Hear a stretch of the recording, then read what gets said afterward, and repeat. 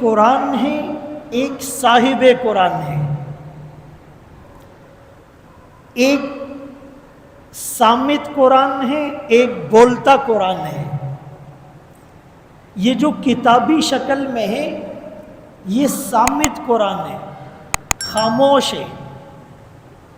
اس میں ہمارے لیے عبرتیں ہیں، نصیحتیں ہیں، ہدایات ہیں، انسٹرکشنز ہیں، پیغامات ہیں، وعدے ہیں، وعیدیں ہیں، قصے ہیں، امثال ہیں، واعظ و نصیحت کے پورے چیپٹر ہیں۔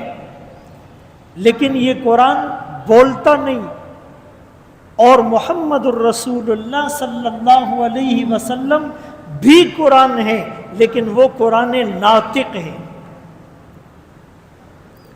بعض علماء نے اس کو یوں ڈیفائن کیا کہ ایک وحی مطلوع جس کی تلاوت ہوتی ہے وہ قرآن ہے، اور ایک وحی غیر مطلوع جس کی تلاوت نہیں ہوتی وہ رسول اللہ صلی اللہ علیہ وسلم کے فرامین ہیں۔ یہی تو وجہ ہے کہ جب امی عائشہ رضی اللہ عنہا سے پوچھا گیا کہ آقا کے اخلاق کیسے تھے تو فرمایا کان خلقہ القرآن، کہ آپ کے جو اخلاق تھے وہی قرآن ہے، اور جو قرآن ہے وہی آقا کے اخلاق ہیں۔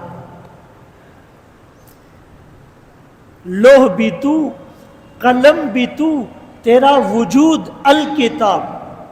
اقبال نے جواب شکوہ میں جب قلم توڑ کر لکھا کہ محمد سے وفا تو نے تو ہم تیرے ہیں، یہ جہاں چیز ہے کیا لوح و قلم تیرے ہیں۔